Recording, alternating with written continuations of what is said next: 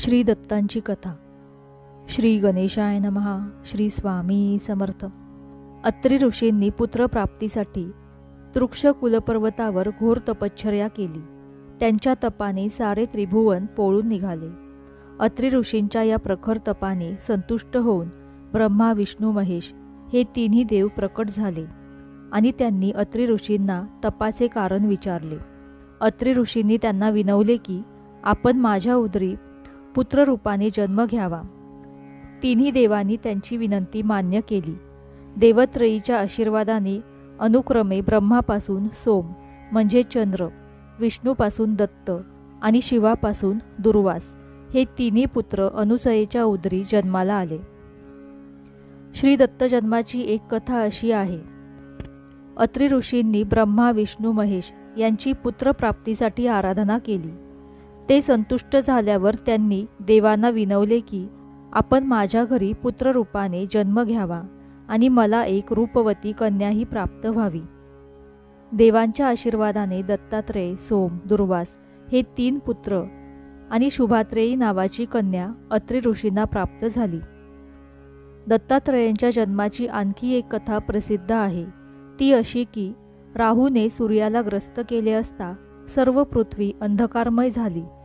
अत्रीने सूर्याला राहूच्या मगर मिठीतून सोडवले आणि पुन्हा पृथ्वी प्रकाशमान केली.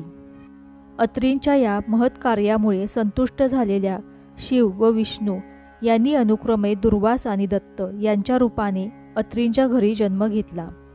सृष्टी निर्माण होण्यापूर्वी सर्व जलमय होते. त्यात हिरण्यगर्भ झाले.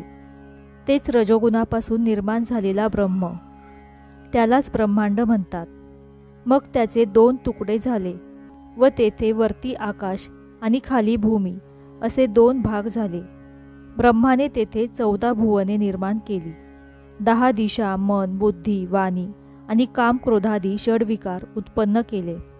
मग सृष्टीची विस्तृत रचना करण्यासाठी मरीची, अत्री, अंगिरस, पुलत्स्य, क्रतू आणि वसिष्ठ असे 7 मानसपुत्र निर्माण केले. त्या सप्तर्षींपैकी अत्रींची पत्नी होती अनुसया. ती श्रेष्ठ पतिव्रता होती. साक्षात जगदंबाच होती. जिच्या लावण्य रूपाचे वर्णन करता येणार नाही अशी सुंदर होती. थोर पतिव्रता असलेल्या तिची पतिसेवा पाहून ही स्वर्गाचे ऐश्वर्य घेईल की काय अशी सर्व देवांना भीती वाटू लागली. मग इंद्रादी सर्व देव ब्रह्मा, विष्णू, महेश या त्रिदेवांना भेटले. त्यांनी अत्री, अनुसया यांची सगळी हकीकत सांगितली. इंद्र म्हणाला, महातपस्वी, अत्रींची पत्नी अनुसया असामान्य पतिव्रता आहे. ती काया, वाचा, मनाने अतिथींची पूजा करते. ती कुणालाही विनमुख करत नाही. तिचे अलौकिक आचरण पाहून सूर्यसुद्धा तिला घाबरतो. तिला उन्हाचा त्रास होऊ नये म्हणून तो मंद मंद तापतो. तिच्यासाठी अग्नी थंड शीतल होतो. वारासुद्धा भीतीने मंद मंद वाहतो. तिच्या पायांना त्रास होऊ नये म्हणून भूमी मृदू होते. ती शाप देईल अशी आम्हा सर्वांना भीती वाटते. ती कोणत्याही देवाचे स्थान हिरावून घेईल असा तिच्या पुण्याचा प्रभाव आहे. यावर काहीतरी उपाययोजना करा, नाहीतर स्वर्ग तर जाईलच, शिवाय आम्हाला तिच्या दारात सेवा चाकरी करत राहावे लागेल. देवांचे गाऱ्हाणे ऐकताच ब्रह्मा, विष्णू, महेश भयंकर रागावले आणि म्हणाले, चला आत्ताच आपण तिच्याकडे जाऊ. तिच्या पतिव्रताचा भंग करून तिला पृथ्वीवर ठेवू, नाहीतर यम लोकाला पाठवू. असे बोलून त्यांनी सर्व देवांना निश्चिंत राहण्यास सांगितले.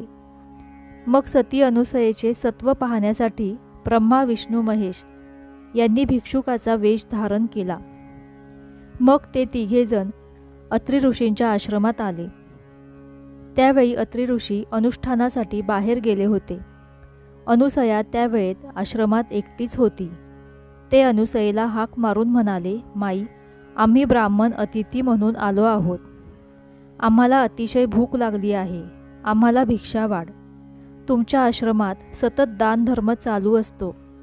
अतिथी अभ्यागतांना येथे इच्छाभोजन दिले जाते असे आम्ही ऐकले आहे. म्हणून आम्ही मोठ्या आशेने आलो आहोत. आम्हाला लवकर भोजन दे, नाहीतर आम्ही परत जातो. तिने भिक्षेकरी आपल्या दारात आलेले पाहून अनुसयेला आनंद झाला. तिने त्यांचे स्वागत करून त्यांचे पाय धुतले, त्यांना बसावयास दिले. त्यांचे पाय धुवून गंगाक्षत पुष्पांनी त्यांची पूजा केली. मग हात जोडून म्हणाली, आपण स्नान करून या, तोपर्यंत पाणी वाढते. तेव्हा ते भिक्षुक म्हणाले, आम्ही स्नान करूनच आलो आहोत, आम्हाला लवकर भोजन दे. ठीक आहे असे म्हणून अनुसयेने त्यांना बसावयास पाट दिले, पाने मांडली व अन्न वाढावयास सुरुवात केली.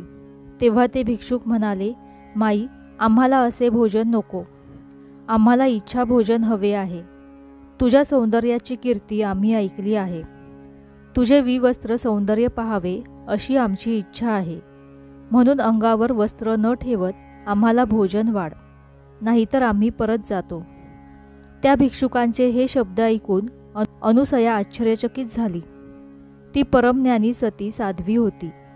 तिने ओळखले, हे कोणी साधे भिक्षुक नाहीत, आपली परीक्षा पाहण्यासाठी हे देवच आले आहेत. नाहीतर अशी विचित्र मागणी कोण कशाला करील. आता हे परत गेले तर पतीच्या आज्ञेचा भंग होईल. विवस्त्र होऊन भोजन वाढले तर पतिव्रतेचा धर्म मोडेल. माझे मन निर्मळ आहे, पतीचे तपोबळच मला या संकटातून तारून नेईल.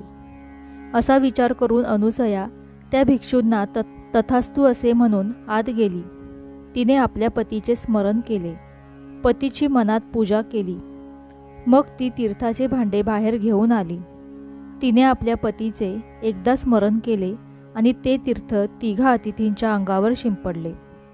त्याच क्षणी त्या 3 भिक्षुकांची 3 तेजस्वी सुंदर बाळे बनली. मग स्वतःला सावरून ती त्या बाळांना मांडीवर घेऊन थोपटू लागली, अंगाई गीते गाऊ लागली. ती बालके भुकेने व्याकुळ होऊन रडत होती. त्यांना आता अन्न नको होते, त्यांना हवे होते ते आईचे दूध. त्याच वेळी अनुसयेला वात्सल्याने पाना फुटला. तिने एकेका बाळाला स्तनपान देऊन शांत केले. मग तिने त्या बाळांना पाळण्यात ठेवून झोपवले. अवघ्या विश्वाची उत्पत्ती, स्थिती व लय करणारे ब्रह्मा, विष्णू, महेश हे त्रिदेव अनुसयेच्या तपोबलाने तिची बाळे झाली होती. तिच्या स्तनपानाने त्यांची भूक शमली. दुपारी अत्री ऋषी अनुष्ठान संपवून आश्रमात परत आले. पाळण्यातील 3 बालकांना पाहून त्यांना आश्चर्य वाटले. अनुसयेने घडलेली सगळी हकीकत सांगितली. ही 3 बाळे म्हणजे ब्रह्मा, विष्णू, महेश हे त्रिमूर्ती आहेत हे अत्री ऋषींनी अंतर्ज्ञानाने ओळखले. तेव्हा ब्रह्मा, विष्णू, महेश मूळ रूपात प्रकट झाले. वर माग असे ते अत्रींना म्हणाले. तेव्हा ते अनुसयेला म्हणाले, त्रिमूर्ती आपल्यावर प्रसन्न झाले आहेत, इच्छा असेल तो वर मागून घे.